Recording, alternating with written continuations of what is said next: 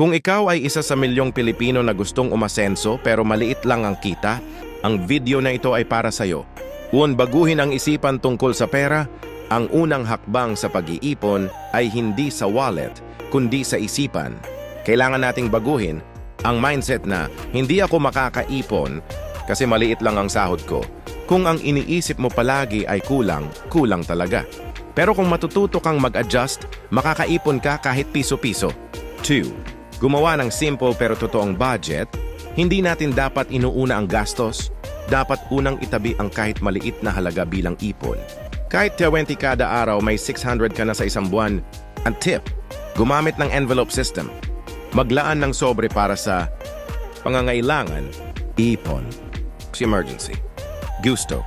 3. Magtipid sa mga maliit na bagay. Minsan hindi natin napapansin yung 50 pesos na milk tea, 20 pesos na load, o paminsang mall sale, yan ang kumakain sa dapat sanay naiipon. Ilista lahat ng ginagastos mo. Magugulat ka sa laki ng nauubos sa walang saysay. Step 4. Humanap ng extra income. Kung maliit ang kita, dagdagan mo ng paraan. Maraming pwedeng pagkakitaan kahit nasa bahay ka lang. Hindi kailangang maging milyonaryo agad. Simulan mo sa maliit basta tuloy-tuloy. 5. Mag-set ng ipon goal. Hindi ka makakaipon kung wala kang dahilan. Bakit ka nag-iipon? Para sa pamilya? Emergency fund? Puhunan? Alamin mo, kapag may malinaw kang layunin, mas madali kang magtatabi ng pera kahit gaano pa kaliit ang kinikita mo. Kahit maliit ang kita, huwag mong maliitin ang kakayahan mong makaipon.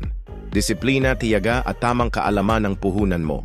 Kung gusto mong matuto pa ng tips sa pagyaman at paghawak ng pera, huwag kalimutang i-like, comment at subscribe. Share mo rin ito sa mga kaibigan mong gustong matutong mag-ipon. Simpleng kita, simpleng buhay pero may ipon. Posible yan, Kapinoy!